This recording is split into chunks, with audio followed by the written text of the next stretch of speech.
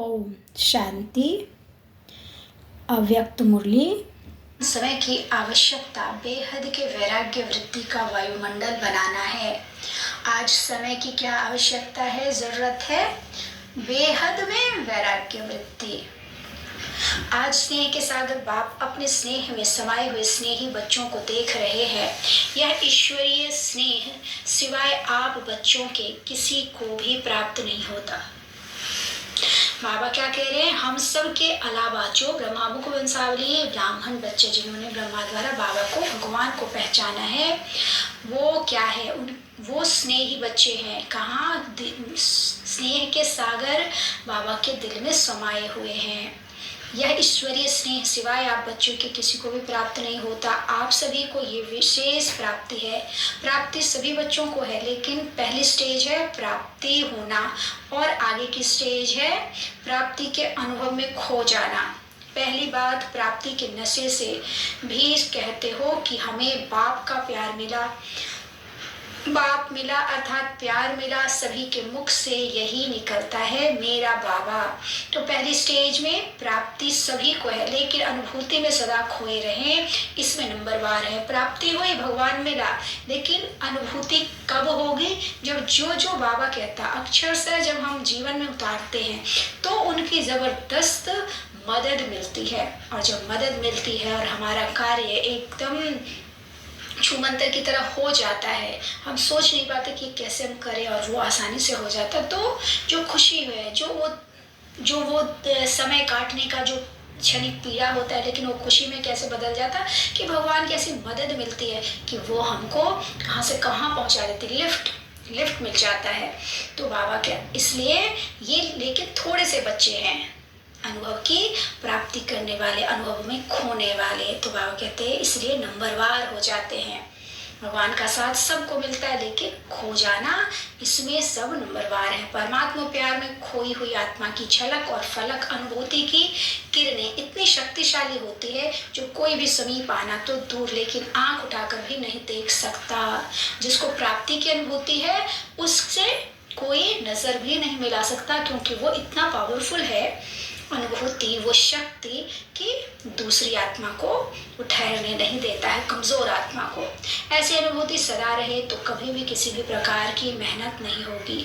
अभी योग लगाते लगाते युद्ध करनी पड़ती है, बैठते योग में है, लेकिन अनुभूति खोए हुए में नहीं है होने के कारण कभी योग कभी युद्ध चलते रहता है। क्या? बाबा के प्यार में अगर खो जाएंगे तो वो लगातार बाबा की याद में बने रहेंगे, वो अच्छी योग होगी। लेकिन कभी लगता है कभी नहीं लगता, युद्ध चलता रहता। क्यों? क्योंकि अनुभूति में खोते नहीं हैं। इसलिए मैं बाप का हूँ ये बार बार स्मृति में लाना पड़ता है, यानी भूल जाते हैं, विस्मृति हो जाती है। इसीलिए ना बाबा को बार बार कि मैं कौन हूँ, मैं आत्मा, मैं बिंदी, और इसको बार बार अटेंशन से करेंगे, इसका मतलब बीच बीच में हम भूल जाते हैं। तो बाबा कहते हैं विस्मृति है तब तो स्मृति में लाते हो ना, तो हाँ ना, स्मृति विस्मृति ये युद्ध लवलीन अनुभूति करने नहीं देती। वर्तमान समय बच्चों को जो युद्ध व मेहनत करनी पड़ती है वो व्यर्थ और समर्थ की युद्ध ज्यादा चलती है। क्या है? व्यर्थ भी है और समर्थ भी है। तो हम व्यर्थ को समाप्त कर सिर्फ समर्थ में रहेंगे तो एकदम लवलीन स्थिति हो जाएगी, लेकिन ये नहीं हो पा रहा। कोई बच्चे में व्यर्थ देखने के संस्कार नेचर हो गई है। ऐसे बाबा कह रहे हैं व्यर्थिकता, कोई में सुनने की, कोई में वर्णन करने की, कोई में सोचने की, ऐसी नेचुरल नेचर हो गई है जो वो समझते ही नहीं कि ये हम करते भी हैं।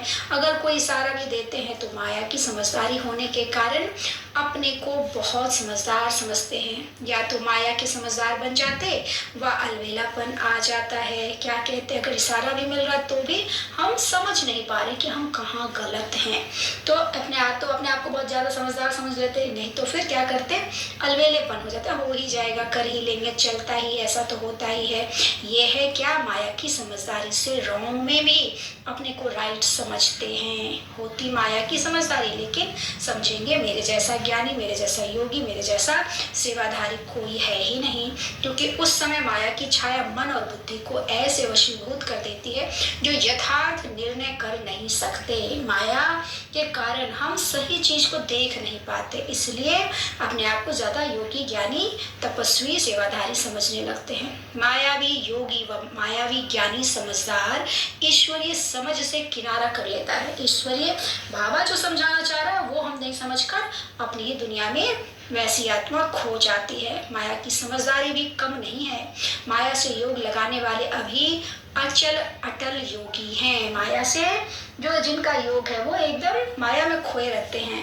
तो बाबा कहते हैं इसलिए फर्क नहीं समझते। उस समय के बोल का नशा भी सभी जानते हो ना कितना बढ़िया होता है। इसलिए बाप दादा सदा बच्चों को कहते हैं कि प्राप्तियों के अनुभूति के सागर में समाये रहो। जो बाबा से मिला है उसकी याद में, उसकी प्रेम में, उसमें बाबा कहते समाये रहो। सागर में समाना अर्थात सागर समान बेहद के प्राप्ति स्वरूप बन कर्म में आना। बाप दादा ने चारों ओर के बच्चों को चार्ट चेक किया। क्या देखा?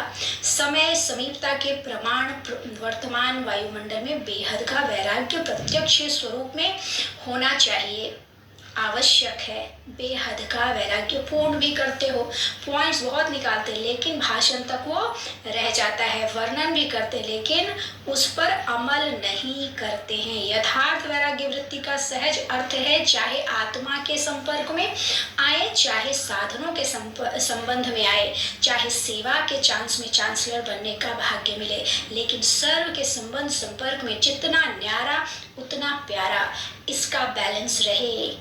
वैराग्य वृत्ति बेहद का कैसे आएगा? जो कर रहे उसमें किया और उपराम, न्यारे और प्यारे, किसी भी न मनुष्य से बुद्धि लगे, न संबंध संपर्क में आए, ना ही सेवा में फंसे कि मुझे मिल गया और दूसरे को नहीं मिला तो हम खुश हो रहे हैं, ऐसा भी नहीं। और ना ही चीज वस्तु के लगाव में आए, तब हम क्या होंगे? बेहद क्या वैराग्य वृत्ति धारण कर पाएंगे। होता क्या है बाबा पूछ रहे, कभी न्यारेपन की परसेंटेज बढ़ जाती है और कभी प्यारेपन की परसेंटेज बढ़ जाती है। प्यारापन का अर्थ है निमित्त भाव, निर्माण भाव, लेकिन इसके बदले मेरेपन का भान आ जाता है। मैंने किया, मेरी सेवा, ये बाबा कहते हैं ये मेरा ही काम है, मेरा ही स्थान है, मुझे ही सर्व साधन भाग्य अनुसार मिले हुए हैं। इतनी मेहनत से मैंने ये साधन, स्थान व सेवा साथी, स्टूडेंट्स भी सेवा साथी हैं बाबा कह रहे, बनाए हैं। ये मेरा है, क्या मेरी मेहनत की कोई वैल्यू नहीं है? ऐसा सोचने लगते हैं। आत्मा क्या सोचती है? तो मैंने किया है, मेरा बनाया हुआ है, मेरे द्वारा ये आत्माएं आ रही ज्ञान सुनने। तो बाबा कहते हैं ये मेरापन में फंस जाते। ये निमित्त भाव और मेरेपन के भाव में अंतर है। निमित्त मतलब बाबा ने मुझसे करवाना था, करवाया और हट गए। जितना जब जो कराना होगा करा लेगा बाबा। हमको फंसना नहीं है कि ये मैंने किया, मेरे द्वारा हुआ। अगर मेरे में होगा तो फिर निमित्त भाव नहीं रहेगा। बाबा कहते हैं या एक ही है, ये मेरापन रॉयल रूप से बढ़ गया है। ये मेरेपन की रॉयल भाषा, रॉयल संकल्प बाप से रूढ़िहार में भी बाप दादा सुनते हैं। जब बाबा से बातें करती है ऐसी आत्मा तो बाबा क्या सुनते? बहुत प्यार से बाप को या निमित्त आत्माओं को मनाने व मनवाने आते हैं। बाबा आप ही इसमें मेरी मदद करना। आप क्या समझते हो कि ये मेरा काम नहीं है, मेरी जिम्मेदारी नहीं है, मेरा अधिकार मेरे को नहीं मिलना चाहिए? बाप को ही ज्ञान देने के लिए बहुत होशियारी करते हैं। बाबा को ऐसा करना चाहिए, वैसा करना चाहिए, शिक्षा देने लग जाते हैं बच्चे।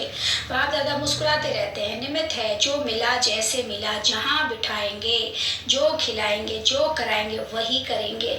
ये पहला सभी का वायदा है ना। बाबा पूछ रहे जिन्होंने सरेंडर किया या जिनको बाबा ने निमित्त बनाया है, तो उनको बाबा कहता कि आपने वायदा किया ना, जो बाबा कराएगा, जिस तरह कराएगा वैसे ही आपको करना है। ये वायदा है या सिर्फ खाने पीने के लिए है? मेरेपन के भाव का वैराग्य ही बेहद का वैराग्य है। नए प्रकार के मेरेपन और इमर्ज हो रहे हैं। माया वर्तमान समय नए प्रकार के मेरेपन की छाया डाल रही है। इसलिए समय की समीपता प्रत्यक्ष रूप में नहीं आ रही। मेरेपन के कारण क्या हो रहा? बाबा से दूर हो रहे हैं, माया से नजदीक हो रहे हैं। तो इसलिए समय की प्रत्यक्षता, बाबा की जो प्रत्यक्षता होनी है वो नहीं हो पा रही, देर हो रही। इसमें ज्ञानी चाहे अज्ञानी दोनों जानते हैं और कहते भी हैं कि दुनिया की हालत बहुत खराब है, ये दुनिया कहाँ तक चलेगी, कैसे चलेगी, लेकिन फिर भी दुनिया चल रही है। समय की समीपता का फाउंडेशन है, बेहद की वैराग्य वृत्ति है। इसलिए बाबा कहते, बाप दादा ने चेक किया, बेहद की वैराग्य वृत्ति के बजाय नए नए प्रकार के छोटे छोटे लगाव का विस्तार बहुत बड़ा है। इस विस्तार ने सार को छिपा लिया है। समझा? अब क्या करना है?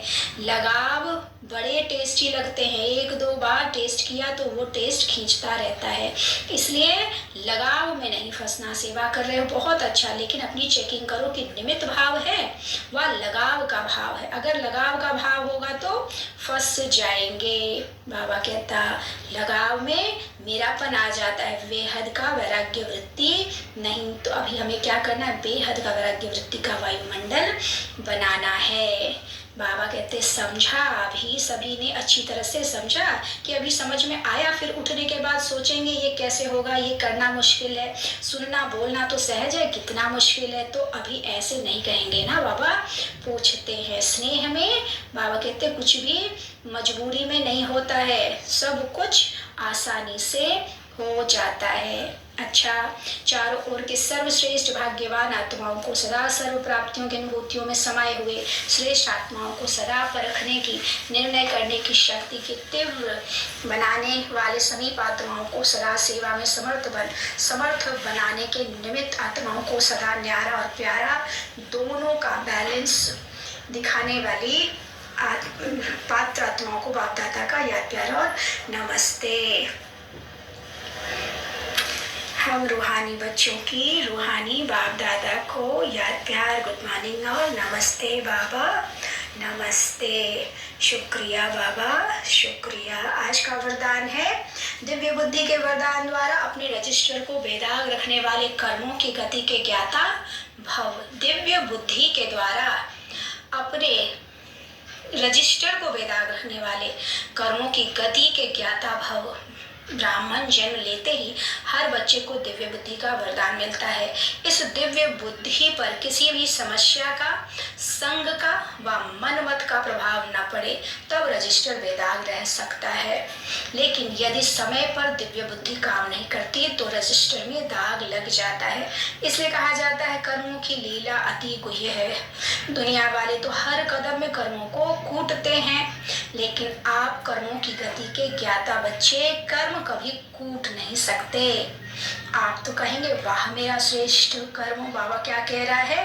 कर्म क्यों नहीं कूटेंगे? बाबा ने आदि मध्य अंत का ज्ञान दे दिया हमें कि अभी जो मिल रहा वो आपका पास्ट का, अगर कुछ बुरा मिल रहा तो पास्ट का है, उसको चुप तो करना है, कोशिश करना है कि मेरा दिया होता अब हमको चुकाना है, लेकिन अच्छा करना है ताकि मेरा अच्छा हो जाए। तो अच्छा बाबा जब सिखा रहा है उस हिसाब से करेंगे तो हमारा अच्छा तो होगा ही। तो हमें कर्म कूटने नहीं पड़ेगा, हाय तौबा नहीं मचाएंगे। पहले लोग कुछ भी होता था तो दूसरे ने किया, दूसरे के सर पर फोड़ देते थे। तो इसलिए बाबा कहते अब वो नहीं, जब हम दूसरों पर इल्जाम नहीं लगाएंगे तो हम कर्म नहीं कूटेंगे, हम एक्सेप्ट करके आगे बढ़ेंगे, अच्छा करने की दिशा में आगे बढ़ेंगे। आज का स्लोगन, पवित्रता की गहन धारणा से ही अतीन्द्रिय सुख की अनुभूति होती है। पवित्रता की गहन धारणा से अतीन्द्रिय सुख की अनुभूति होती है। जितनी मनसा वाचा करना स्वच्छता होगी, पवित्रता होगी, उतनी हमें अतीन्द्रिय सुख की अनुभूति होगी। बाबा के हाथ साथ का अनुभव होगा और समय पर बाबा की मदद मिलेगी। अच्छा, ओम शांति।